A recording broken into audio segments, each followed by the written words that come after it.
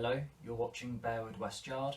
In today's video I'm going to be bringing you a layout update on everything that's been going on and around the layout since the last update in March. As always, starting with the western end of the layout, a fair amount of work has been going on here. As you can see, the area looks totally different and quite blitzed to how it used to be.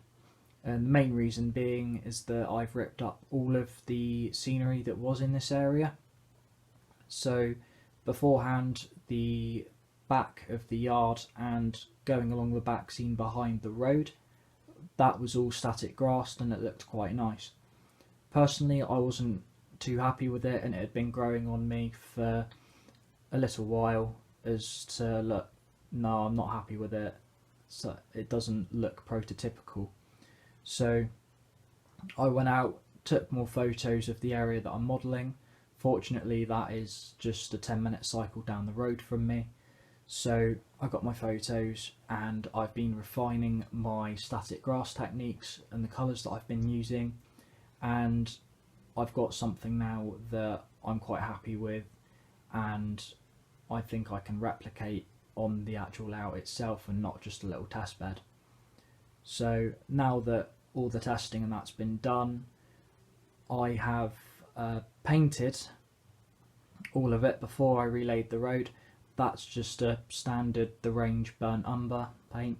Unfortunately, it's not consistent with the original paint that I'd used, as The Range had changed their suppliers and the shades had changed somewhat, but it's still a brown, so I'm not too worried about that.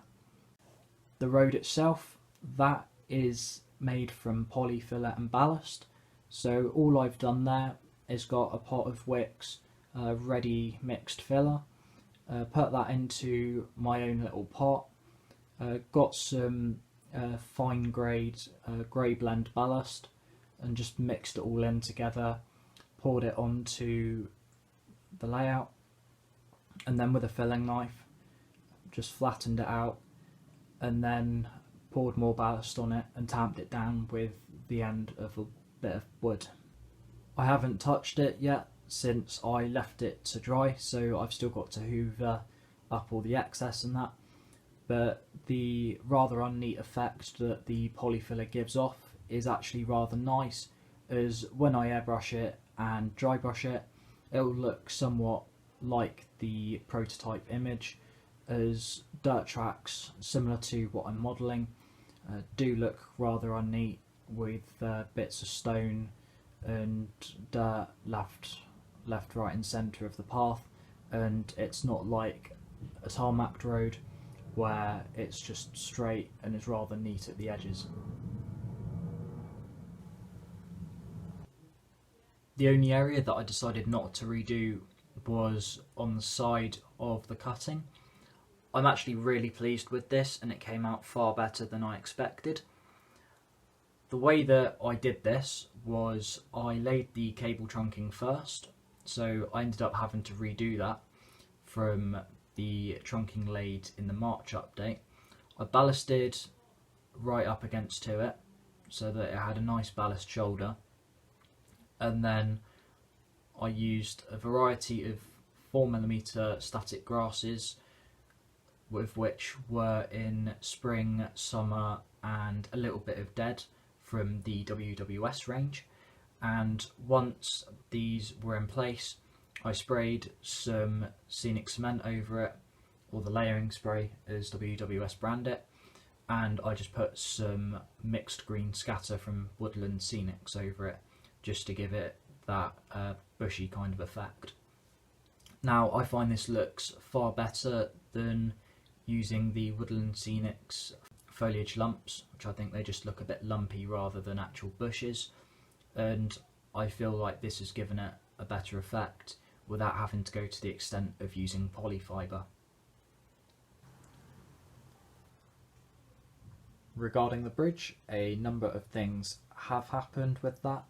So I've started prototyping some of the expected bridge designs on card. So this is my main one that I'm happy with. I still need to get down to the Merrick Park area between Branksome and Bournemouth to be able to photograph them so that I know how the brickwork goes. However, I have since had a delivery from the laser cutting company that I use of around 20,000 or so laser cut bricks.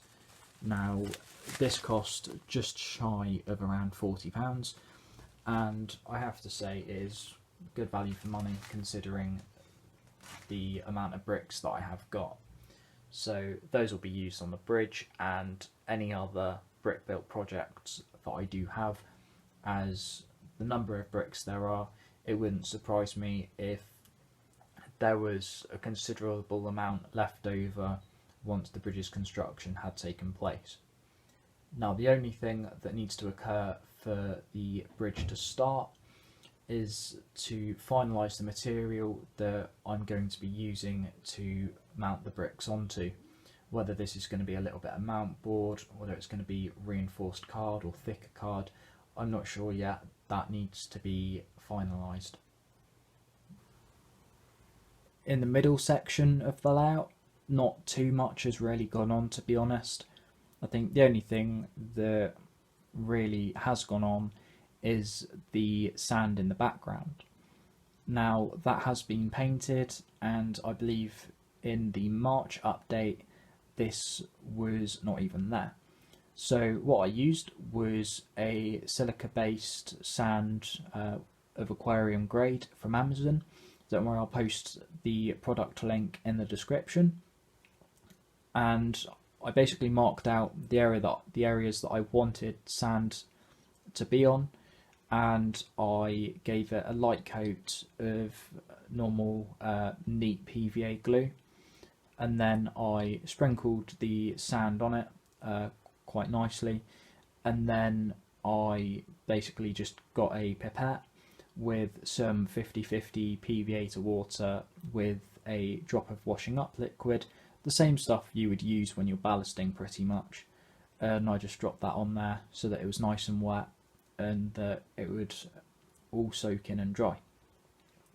While it was wet, I drove one of my model vehicles over it so that it had tyre marks included, so that, and as it's dried, it's got some nice recesses in it for where the tyres were. To get it to be multi-layered, all I did was I just repeated that process with some smaller amounts of sand, and just to give the lumps and bumps impression.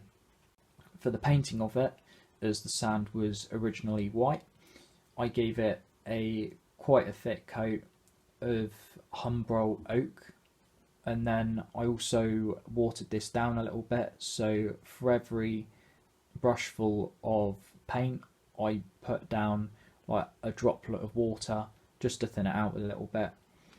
That was quite an oaky colour, and then I did the exact same process with the pipette but with some Humbrol white paint just to tone it down a little bit and give it that whitish tinge as would be found prototypically on Dorset heathlands. I'm rather pleased with that. I do have a lot more still to go on it, and on the western end of the layout as well, I do have a lot of the sand to redo. So I'm quite happy with that method, and I'm going to implement it elsewhere across the layout. Although a bit shaky, you can quite clearly see the recesses of the tyre marks and also the lumps and bumps effects created. Finally, moving on to the eastern end of the layout. The mainstay of the work around here has been the station.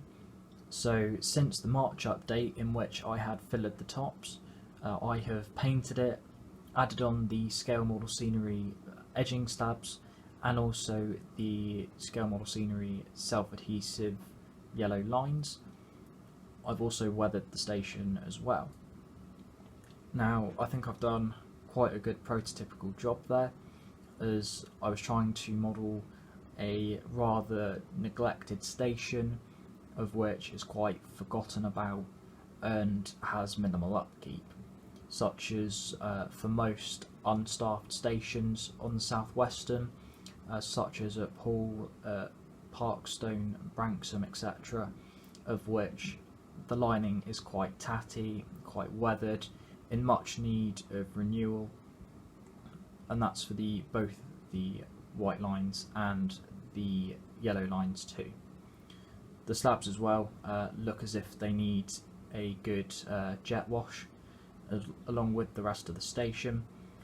The main paint used for this was the Rail Match Old Tarmac paint. That was in acrylic that I decided to do that in, as I've had enough of enamels for the time being. After I'd laid the paint down, and also I'd done the edging slabs, I gave it a coat of gloss varnish, and then while this varnish was tacky, I applied the yellow lining strips.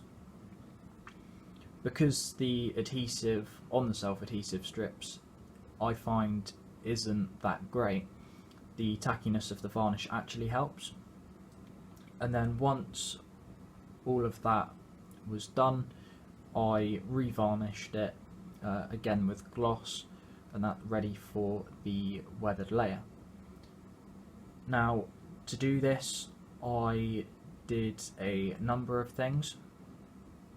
So I cut out a bit of card, the same size as one of the edging slabs, and I used my airbrush with a composite colour of a bit of Rail Match concrete and old or worn tarmac to give a kind of faded slab effect, and I painted it, I airbrushed it slab by slab, of which there's got to be at least 100 or so slabs on both the island and the down platform. So I did it each slab by slab, and the same can be said for the white edging, of which was done using a brush and the card that I used for it, again slab by slab, that was just dry brushed on, so I made sure that there was no wet paint on it, and I just dry brushed it to give the warm kind of effect.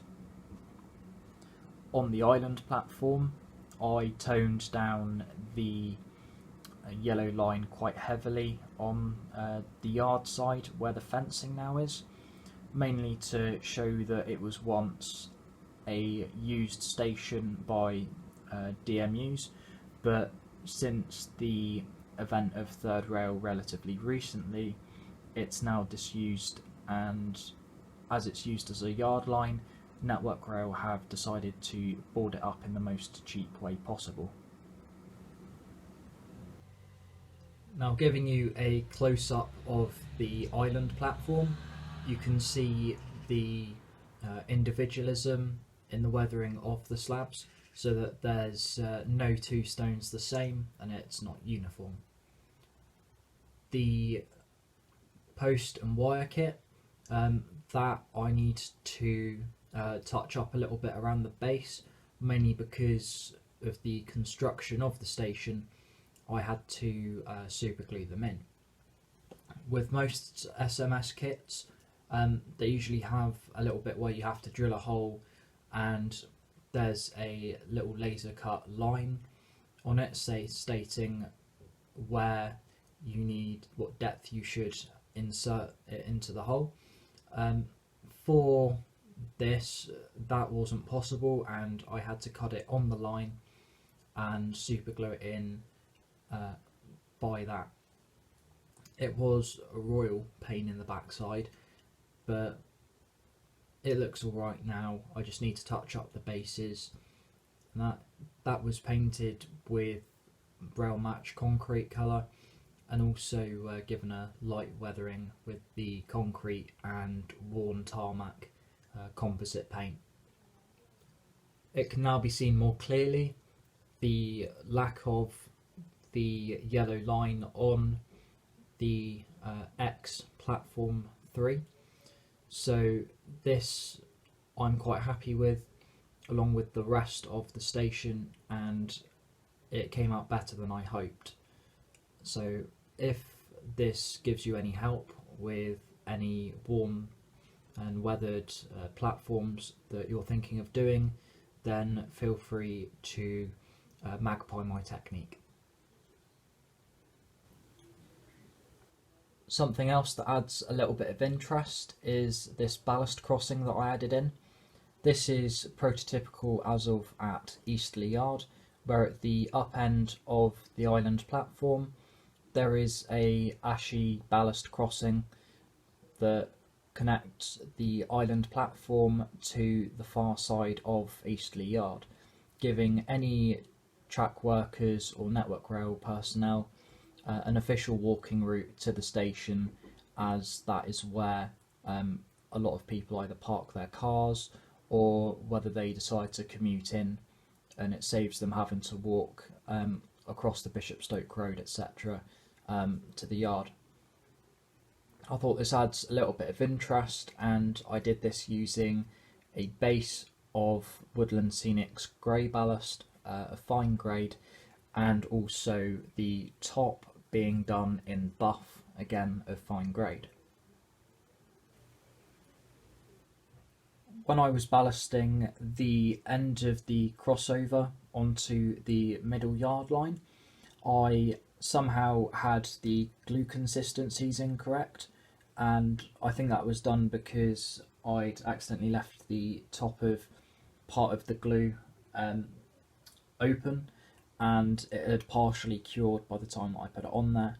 And either way, I laid the glue incorrectly and the point seized. There was nothing I could do about it, so I had to rip the whole lot up. To be honest, it didn't look great, and I was going to rip it up anyway, so third time lucky, and the third left-hand curved point that I've put in that position. It looks pretty good, to be honest. The ballast is all right on it, and for the line surrounding it, I decided to add in a little bit of buff ballast and that. Unfortunately, on the right hand side of the turnout, the line did not survive too well from the glue. A lot of the sleepers got jammed up, and they didn't survive. So I only had concrete sleepers left. So I thought what would be quite nice is if I added in all of the sleepers in and made it look as if it had undergone a partial track renewal. So I used buff ballast on that just to give a sense of, oh look, that's new, just a little bit more scenic interest, and it's just not plain ballast all the way around, just adds for that bit more variation. The road side of things is coming along at a rather slow rate. I have, however, marked out the rough positions of the road and also decided what angle the main road is going to go into the back scene. Back in the March update, I did discuss interest about including some form of a military base. Now, I have gone ahead with that idea, but I have acknowledged that due to the incredible space restriction in that area, I thought, well, what part of it would be good to model, as a little bit of fence with some barbed wire doesn't really look interesting. So I took to Google Earth to research the entrances and exits of a number of bases, and I came up with the idea of doing a single entrance, as some of the bases that I researched had the entrance on one side of the base and the exit on the other. So I decided, right, I'll model the entrance as it's just that little bit of interest. So although I've only roughly marked it out in pencil on the left hand side road as to the road markings. The RAF police dog van is currently in a right turn where I have to do pretty much 180 degrees to meet the sentry on guard duty before gaining security clearance into the base. Now, I'm yet to think of what signage I'm going to put up for it, as there are a couple of regiments based in my local area. I've either got the Royal Logistics Corps over at West Moors, or I've got the Royal Tank Regiment based at Lulworth Camp and also Bovington Camp near Wool. I think I'll go for a Lulworth Camp type, as that is a gunnery school, and I think it would look rather interesting to have that kind of signage. Now, in terms of the Gate Guardian, as every military base has one, for now I'm using an old Airfix King Tiger tank that I built a number of years ago, mainly because I don't really have anything of military vehicles as such. I am looking at getting one of the Oxford Sherman tanks that has been released or is soon to be released, but I'm yet to decide whether those are in any feasible liveries as of yet. I may even end up building an Airfix kit, painting it and plonking it down. So that's something to think about for the future as well. Either way, I don't think I'll be getting round to that anywhere up to the next update because of the other things that I've currently got on the go at the minute, but I'll definitely try. Another thing that was on the to-do list from the last layout update was to get the removable back scene painted. Now, I have done this, and for it I used some Dulux Excellent White, or it was branded similar to that. Now, that might be a bit classy for just a simple pull-out back scene, but it was what I had, and it looks better, and it reflects the LED lights better than the standard, the range paint, which I tried on it beforehand. So I'm rather happy with that. It's just some standard household white emulsion paint, and it's come out nicely, does what I need it to do, job's a good one. Something that I haven't shown or publicised until now is my underbed storage yard that I've built. Now, this is simply just an 18mm piece of plywood, which is about just over 4 foot in length by 2.5 foot in width, and this contains some 13 4-foot lengths of track, of which I'm using to store various units, wagons, locomotives and coaches. Now, this is primarily to save having to box and unbox locomotives when not in use, and it also just saves on having to get things in and out of the loft just for pure convenience. It's still got a long way to go yet, as it is just simply track and trains on a board. There's no buffers or anything yet. I need to line each edge with some plywood to act as a kind of a buffer to stop any stock from falling off, and I also intend to install some wheels on the bottom of it and a little handle so that it can quite easily just pull out from underneath the bed without having to struggle with the sheer weight of locomotives and stock that are placed on the board. It's fair to say that with over 40 foot of sidings just on that one board, it's fair to say that I shouldn't need anywhere else to store my stock for a considerable amount of time. Continuing on with the workbench side of things, I've actually been so busy that I ran out of material when I was making the JZAs, so I had to wait a short while before I got some more mesh. The company that I use to get my ultrafine mesh is called The Mesh Company, and they're based in Warrington. I'll put a link to their homepage down in the description. But either way, they're really good and reasonably priced to get all sorts of different meshes out of different materials. I use 0.31mm aperture mesh, which gives a scale size of about an inch for the aperture. So it's really fine, really tiny, and it can be used for pretty much any kind of grating or fencing around the layout, as it's that kind of size. I also bought some decal paper from Mr. Decal Paper on eBay. Now you can get these in different types, so you can either get inkjet or toner, and also white and clear. Most household printers are inkjet, so if you're making any DIY transfers, then you'll want to pick up the inkjet type, but definitely check your printer to make sure whether it's inkjet or toner first. And I'd also recommend that you pick up white as well as clear. Now these are relatively expensive, at £7 for 5 sheets and 10 sheets for £12.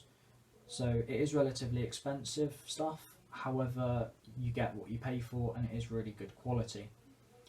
For any generic applications you'll only need to use the white sheets, however the uses for the clear sheets are for picking out any details that you want overlaid on any ready painted surfaces. It's pretty straightforward. The only things that you need are this decal paper and some lacquer or polyurethane varnish, which is what I used. Once printed out, I varnished it pretty much instantly once I'd taken it out of the printer and taken it into the garage. Just sprayed it over instantly, and then I timed 20 minutes and then I sprayed it again.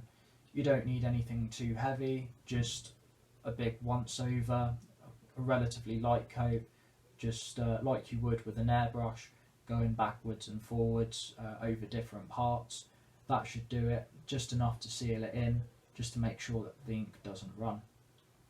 For a first attempt, mine have come out really nicely, and I made all of these decals that are on the transfer sheets. I made all of those on Microsoft Paint. They took me about 2 weeks to make, and just to get the fonts right took me about an hour or so to make sure that I'm using the right fonts.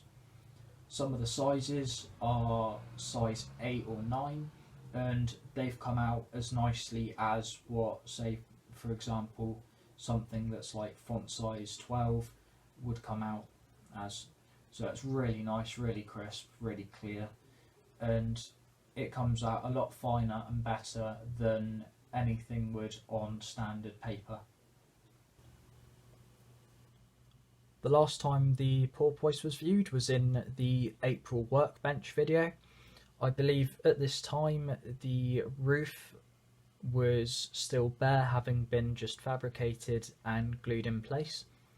That's now been painted, and the steps and handbrake wheels, those have all been added, and the hydraulic motor and pump assembly just in front of the operator's windows, that's been fabricated, painted and put in place, along with the little safety doors.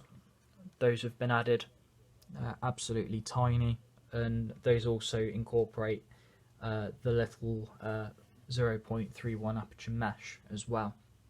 It's very general purpose.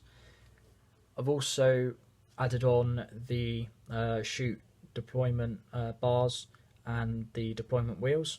For those, I actually used some of the hunt couplings that had broken, and I just rescued the magnets off of them. I managed to depolarize them somehow over a period of a few days with a demagnifier.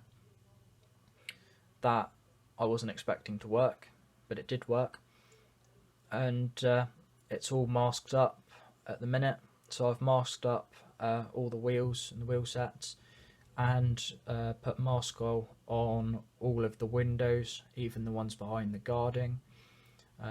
mainly because I'm preparing to varnish it before I put on the transfers.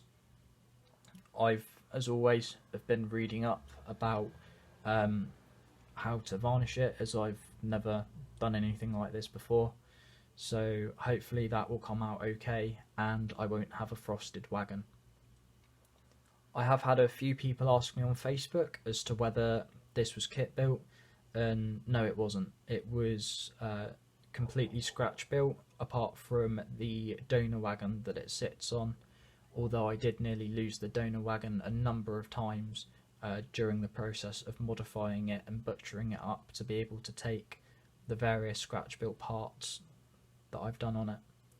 Nothing on this wagon is 3D printed or laser cut, so I am quite lucky to say in this sense that everything I've done on here has been through my own hands, apart from the handbrake wheels, which I cheated and used some Cambrian spares.